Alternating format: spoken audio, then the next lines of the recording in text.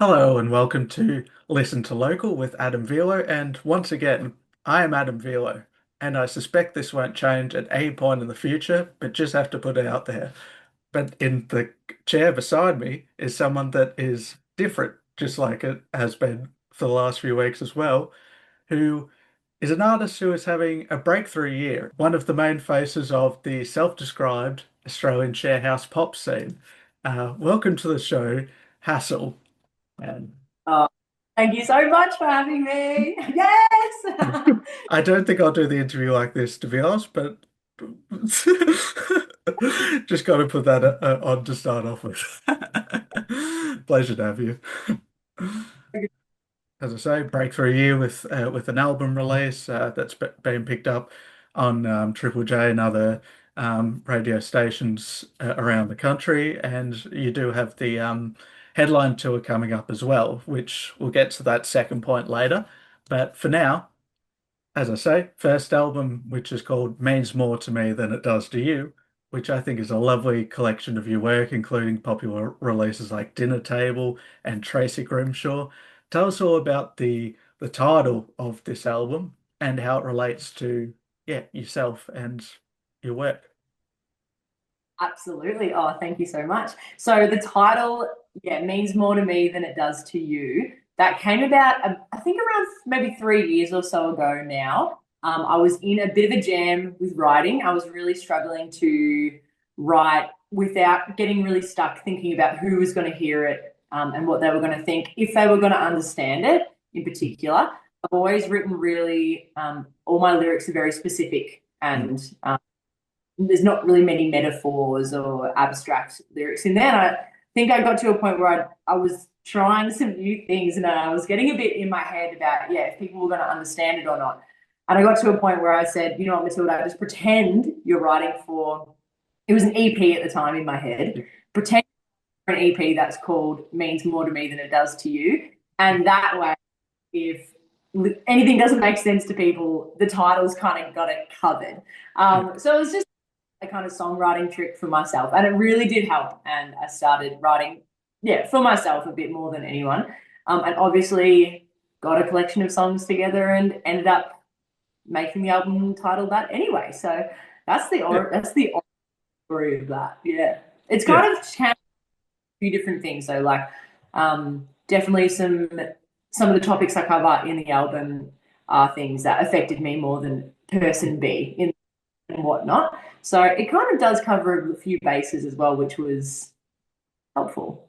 Yeah, and I feel like I'm speaking for myself, but also a few other artists I've spoken to in the past. I feel like the crowd and audience, when you get a fan base around it, relate to more specific lyrics than like more generic terms due to being able to reflect on their own experiences with a specific thing like yourself. Like, yeah, it's I think it's great to hear yourself all in the work. One of the songs that did pique my interest though was the unique length of one that was lesser specific, but like, yeah, of course, part of the album is You're Stuck With Me for Good, just over Yeah. a minute long and extremely Yeah. stripped back to compared to the rest of the work. What was the idea of including this inside of the overall album? Yeah. Well, firstly, like, I totally agree with the specific lyric stuff. I definitely, when I'm listening to other artists, definitely relate more when I have a stronger visual, even if it's not something that's in my life. So I do try to write like that as well. You're stuck with me. Good. Honestly, I just wrote that song, and I just, when I got to that point of the song where I have eventually ended up finishing it, I just kind of thought, you know what, there's not really anything else I need to say. I think I like that I only say the title, I think it's twice in the end, but I only have really like a chorus once. And it kind of sums everything up. And I think it kind of makes it even more lovely as a love song, keeping it so short. Um, and it was just one of the songs I'd written by the time we got around to recording the album. And I thought I'd love to include it in there. And Mm. it just felt stripped back. Yeah, that's pretty much that one. There's not any crazy deep meaning, but I really like it. Yeah, I was so sick when I did that one. But- Um, when I listen back to it, I can really hear it in my voice that I'm sick. And we even tried recording a new version of it later Yeah. in the process, when I was less sick. But that one just always had a bit more charm, so we ended up Mm. going with it in. Yeah, there's a little bit of a deep cut there. No, it's always good to have a deep cut in a overall album. Again, with tracks that are already um, well known as well, like Dinner Table and Tracy Grimshaw, not the current affair reporter, the song Tracy Grimshaw. Yeah, of course. Even though you've got a more stripped back one for You Stuck With Me for Good, on the other hand, your music is mostly noteworthy for its political charged lyricism and detailed lyricism in general, which makes me wonder, as an artist, what do you think the importance of musicians speaking out about issues that they are passionate about, even if it may be a tricky conversation to have? Mm. I've been talking a bit recently, actually, and it's a really it's something that I struggle with, as an artist, as a person. Mm, Where, um, sorry, someone said the other day, like all art is political. mm, Sorry, like, yeah, you're intrinsically political as an artist, and also like a lot of people say, if you have a platform, use it. mm, I'm kind of in. I kind of agree, and I kind of also don't in a way as mm, well. I think if you're really passionate about something and you care about it, and you also have a platform, I think absolutely use it. Absolutely mm, use it. But I don't think you should. I don't think anyone should feel obligated to. mm, But sometimes when I hear, silence is violence, and if you have a platform, you should be using it. Sometimes I just get incredibly overwhelmed by like there's some things that I really care about that I also understand, and I've learned a bit about it or I've experienced it, whatever it may be. Um, and it's my choice if I talk about them or not. But there's ex- also a plethora of issues and things happening in the world right now that if I tried to understand them all and use my platform, um, it's just we'd only have like a certain capacity for empathy. So yeah, um, for a while, but uh, yeah, I think if you are passionate about something, and particularly if it's a lived experience for you, I think it's really helpful to talk about it and get the word out. I find like a few people have mentioned that my music is political recently, which is crazy to me. Yeah, I guess I only really talk about things that I have experienced in yeah, my own songs so yeah. far, anyway. And I love doing that because it helps me kind of process it and go through it as well. So that's the main reason for me. If it helps, that's even better, obviously. But yeah, I don't think anyone should feel obligated to use their platform. Yeah. No, agreed. Yeah, it's funny when you say the political, like, to me it's more like human rights rather than political. But yeah, I thought I'd mention it around that. Um, Yeah. but a friend of mine, Charlie, sorry, they're a great interviewer. They would love to know about the experience of performing these hyper personal songs and witness the crowd seeing people and singing along to them. All the songs I've ever released are like 100% true. Mm, A lot of them are personal. I find that I haven't most of the songs that people like sing along to and know the words of are not the most super personal ones, which is super comfy. It's still crazy. Like I feel mm, very grateful and just astounded that people even sing along to my songs.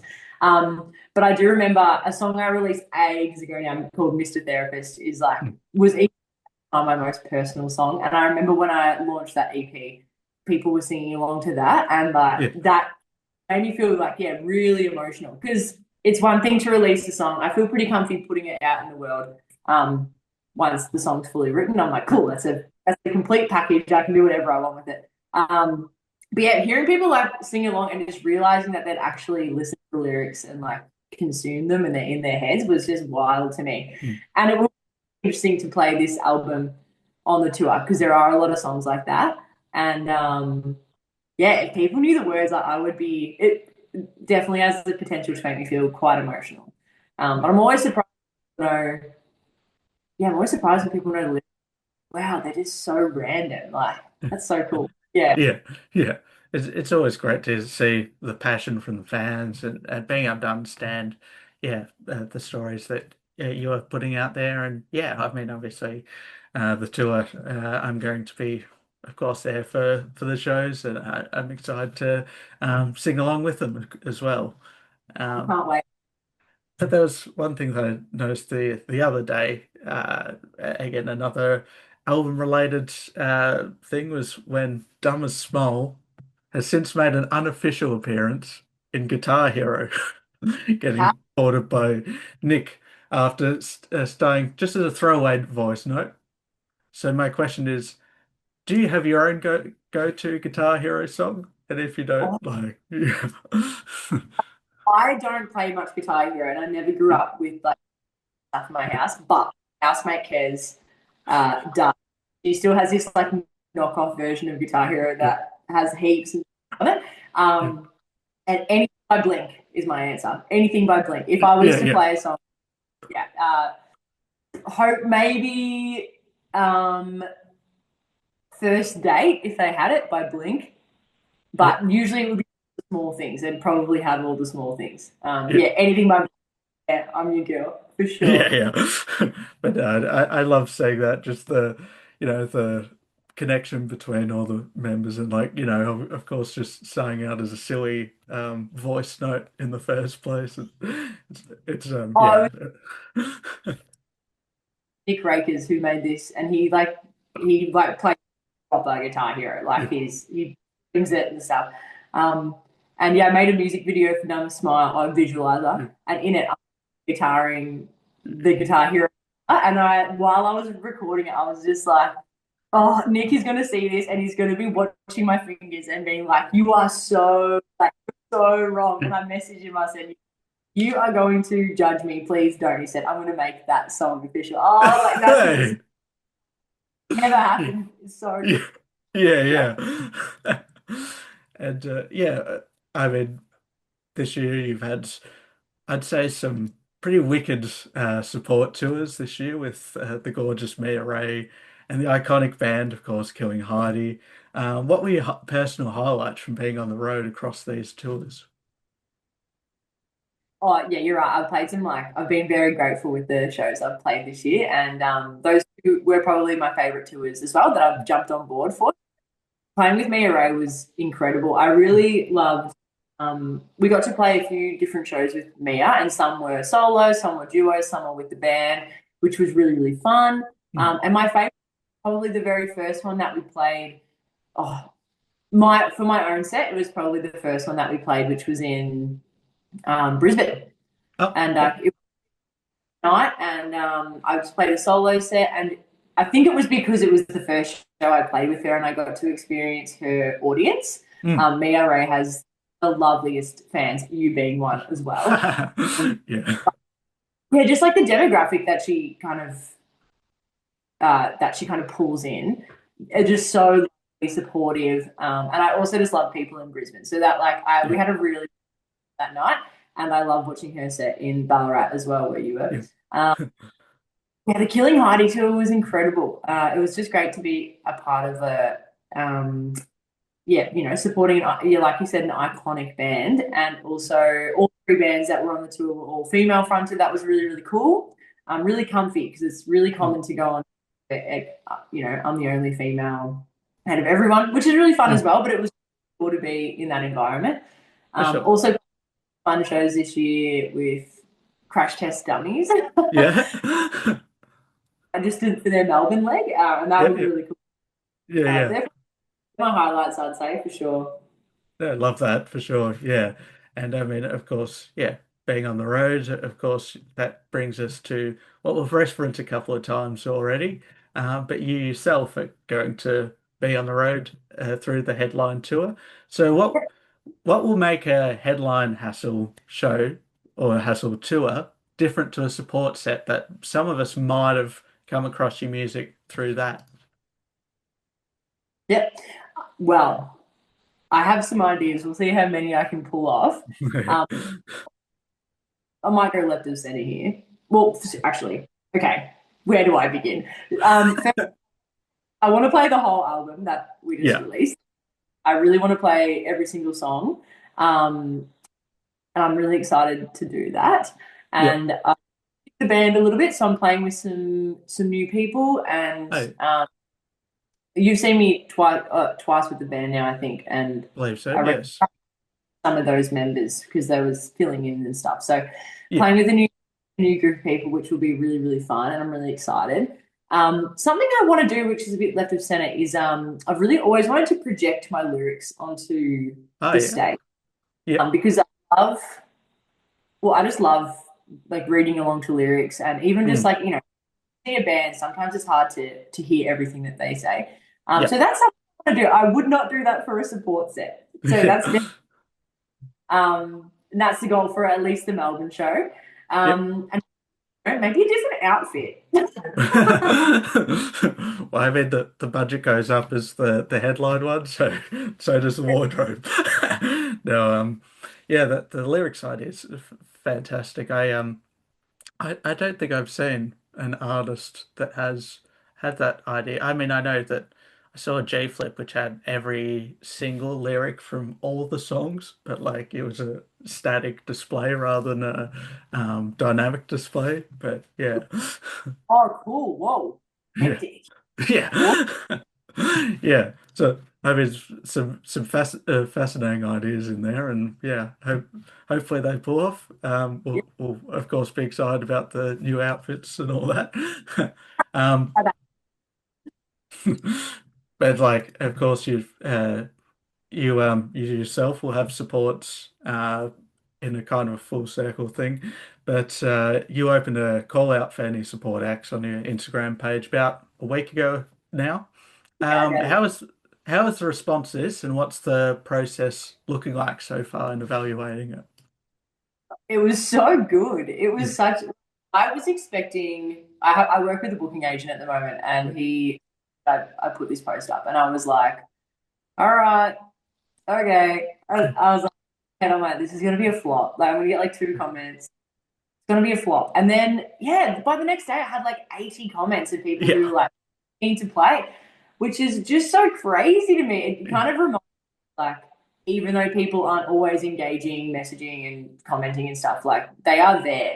They're yeah, listening, they're working, which was so nice. I really, really did not expect it. And I've just started making a dent. I'm kind of just like playlisting all of them yeah, into where they're from, having a listen through, sending, messaging them. I've even just like the other night I started and I just messaged like one person back and then we just got into a conversation. I'm like, I didn't know anyone else. But yeah, I'm going to listen through all of them.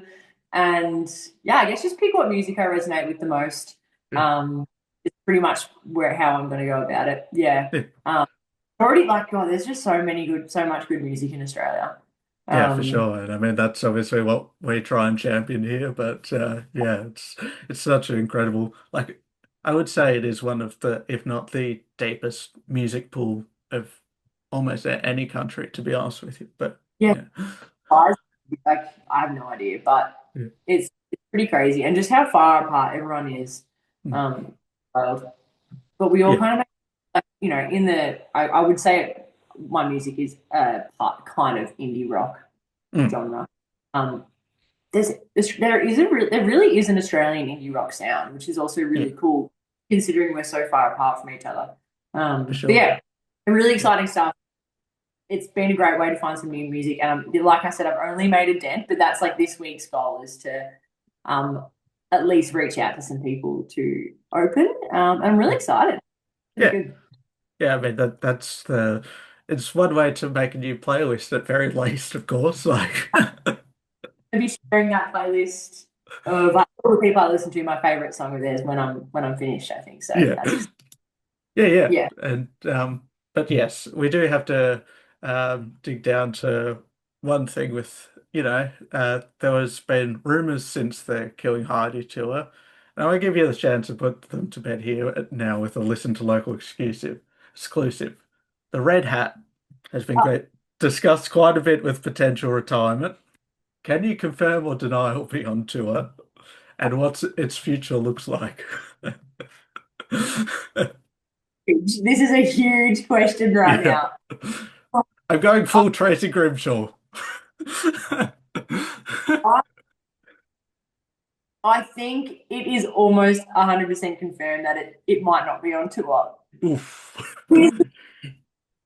I haven't found a replacement yet.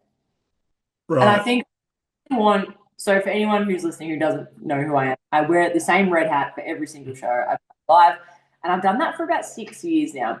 It's like a cat beret, and yeah, I guess like part of me, I love it. I love having one like that. I don't even think about it. I know I'm just gonna wear it, and it does kind of get me into character. But man, I'm getting like I've worn this hat a lot. Like I need to like I kind of up, and seeing as the albums just come out, I think I want to like this feels like a good time to like enter the new a new chapter. Um, so I think that's why I thought now is the time. But like I do want to wear a hat because when I play a gig and I haven't washed my hair, like that hat is just so helpful to be able Yeah. to. Um, I do have a contender. Yeah. It's green cap, a bit more of like a normal cap style, and it's got like tartan, like picnic rug style Ah, yeah. cap, and the actual front bill is just green. I'm thinking maybe I'm gonna move into green. This is crazy that I'm talking about We that car. we're making some dramatic discoveries right here. Like We you are actually that. I might move to like a temporary just red cool like a different cap, like so I'm yeah. kind of wean. That's also my thoughts. Um, that's where we're at, Adam. That's where we're at. And if you do want to see what hat that it may possibly be, well, of course the tickets will be in Hassall's bio. But and I must admit, as a teaser to this interview, I put out a teaser thing, which was a black silhouette, but I left the red hat just to Yeah. see, like, oh, who do you think I'm speaking to today? I got like four or five people that identified just from that alone. What it's good for. This is why Yeah. I'm like trying to get on. Yeah, Yeah. I'll I'll think of it. Yeah, no, for sure. But yes, of course, we're a couple of weeks off from the hottest top 100 of all time, or Australian all time.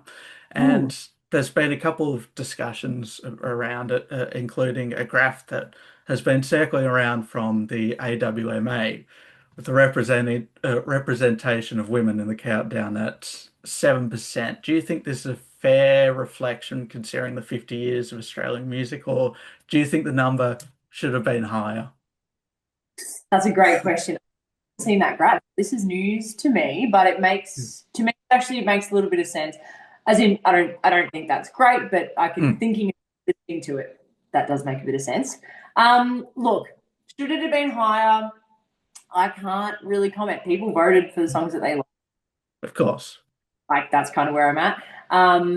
But I think on a more hopeful note, I think it is like, I think in a maybe 50 years time, even 20 years time, if we did it again, I would be pretty confident to say that that number would have gone up. Mm, I think that support for female artists in Australia is actually really, really strong. I think we have so many incredible artists. I think a lot of our artists that have gone global are female as well. mm, Um, so I have high hopes for the future, and like obviously we have a pretty crazy history with like males dominating the music industry in the past, and indeed. that was 100 of all time. So of course that's Mm, going to be a factor of it. But indeed. yeah, I have Yeah. great hopes for the future, and a lot of the more modern day acts in there definitely I think were female, at least female representation. So Yeah. yeah, it is a bit of a shame, but you know what? People just voted for the songs that were classics, and I think that'll change over time.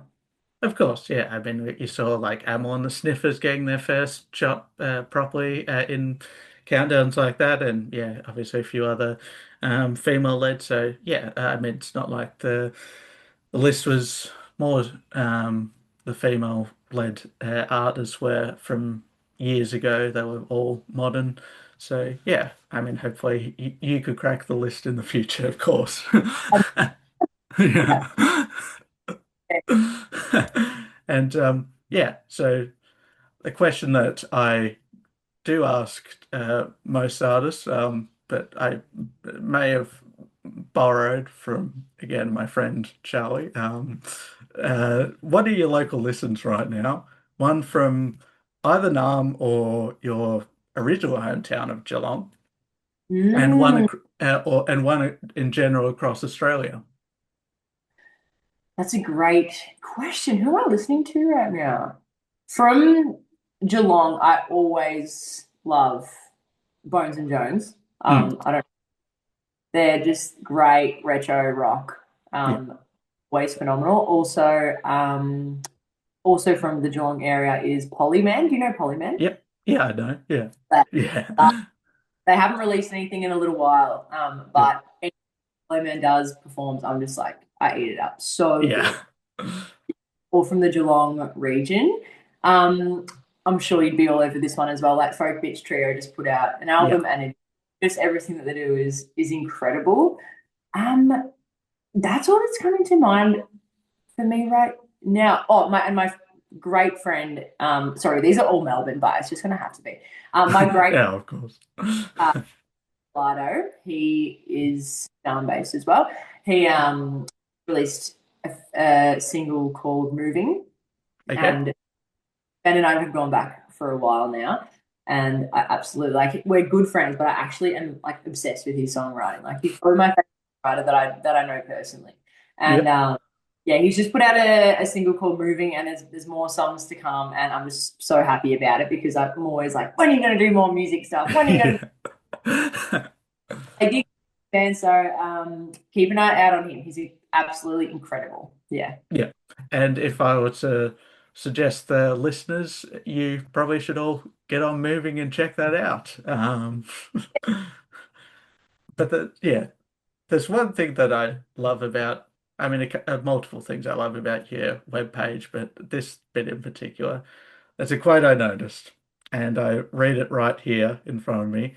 I attend your gigs because your songs tell me more about you than you ever will. Now, for our audience, do you mind telling me who this quote is attributed to? Yeah, that was my mum. She texted it to me one time. It was probably 6 years ago now. Texted that to me, and it's true. It's actually Yeah. true. Well, that's the depth of your songwriting. But yes, of course. And speaking of your page, if our listeners do want to check out your music, which, like, if you've come to this point in the interview, you probably do, and I highly recommend you do, and buy tickets for the upcoming tour, where would they go to? You can find me on, I do have a website. It's hassallmusic.com, and Hassall is spelled Hassall. Or you can find me on Instagram. It's Hassellgram, and I have all the other socials as well. But everything is on both of those pages for sure. And I highly recommend checking out. So thank you so much for the chat today. It's been an absolute pleasure. And yeah, I'll be at Yeah, the tour. I love this double merch. It looks so good. Yeah, yeah. Yeah, it's a little bit dusty as a slightly old cap, but like still works. Still looks fire. Love it if that falls apart. Once again, thank you. Thank you so much. And yeah, catch you around. Oh, my pleasure.